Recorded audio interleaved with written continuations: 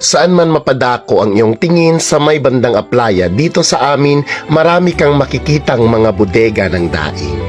Assalamualaikum, meron akong kwento at kwento nyo to. Pangingisda ang pangunahing hanap buhay dito sa amin. Simple lang ang buhay, bagkos ang bawat kinikita ay pinaghihirapan. Ika nga ng karamihan, basta't masipag ka, paniguradong hindi ka magugutuman. Biyaya ngang may tuturing ng mga mangingisda ang karagatan, at para sa mga binatilyong trabahante sa bodega ay biyaya din para sa kanila ang mga masuswerteng mangingisdang palagiang may huli.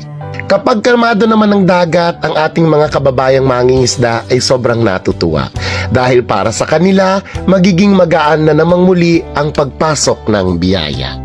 Oo nga't hindi madali ang buhay pangingisda, subalit hindi naman magiging mahirap lalo't higit kung ang ganitong hanap buhay ay iyon ang nakasanayan at parte na rin ito ng iyong araw-araw na pamumuhay.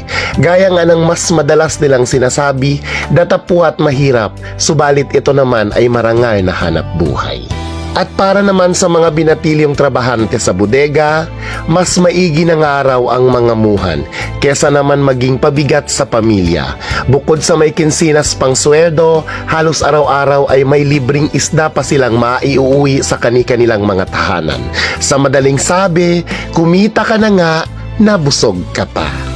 Marahil ngay hanggang dito na lang muna ang aking kwento.